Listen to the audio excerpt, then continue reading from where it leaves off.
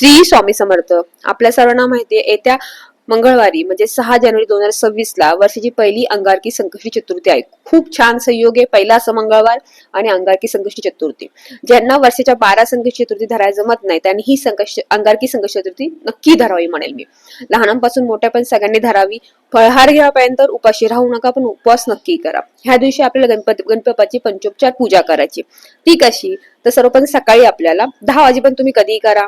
तुम्हाला सर्वप्रथम गणपती पंचामृताने अभिषेक करायचा आहे. पंचामृताने अभिषेक करताना ओम गणपतये नमः हा मंत्र जप करायचा आहे.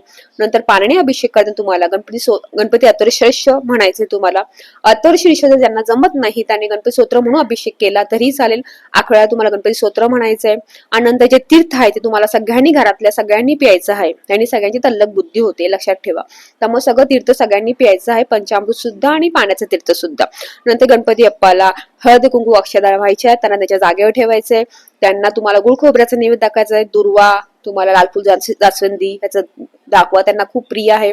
गणपतीची आरती करा. नंतर तुम्हाला एक उपाय करायचा आहे. तो उपाय जर तुमच्या आयुष्यात खरंच कोणती अडचण असेल, तुम्हाला मार्ग भेटत नाहीये, खूप संकट आहेत किंवा तुम्ही कन्फ्युज आहात, निर्णय घेता येत नाहीये, तर तुम्ही हा उपाय नक्की करा. खूप प्रभावी उपाय. मग तुमचं शिक्षण, लग्न, करिअर काही असेल तरी चालेल. मी म्हणेन 121 दिवस ही 120 दिवस तुम्हाला ही सेवा करायची आहे.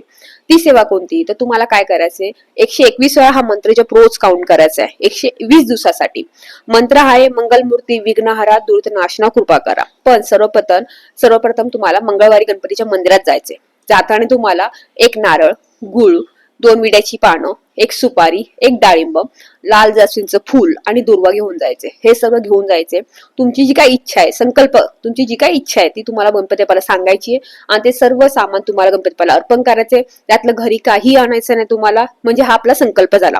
आणि तिथे बसूनच तुम्हाला 121 वेळा हा मंत्र जप करायचा आहे. मंगलमूर्ती विघ्नहरा दुरितनाशना कृपा करा. मंगलमूर्ती विघ्नहरा दुरितनाशना कृपा करा हा मंत्र जप करायचा आहे. आणि मग दुसऱ्या दिवशीपासून घरात बसूनच 119 दिवस हा रोज मंत्र जप करायचा 121 वेळा.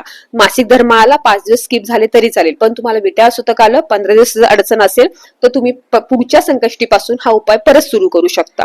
संकल्प घेतलाय त्यामुळे हा उपाय मधीच सोडायचा नाही, पूर्ण करायचाच आहे. लक्षात ठेवा, किती अडचण आली तरी हा उपाय करून बघा. खूप प्रभावी आणि खूप छान आहे. मी अनुभव आहे आणि मी ज्यांना हा उपाय दिलता त्यांना खूप छान अनुभव आलेला आहे. त्यामुळे हा उपाय नक्की करा. तुमच्या आयुष्यातली किती मोठी अडचण असेल, बाप्पा आपले विघ्न हरतायत, विघ्न दूर करणारच म्हणजे करणार. त्यामुळे उपाय नक्की विश्वासाने करा. श्री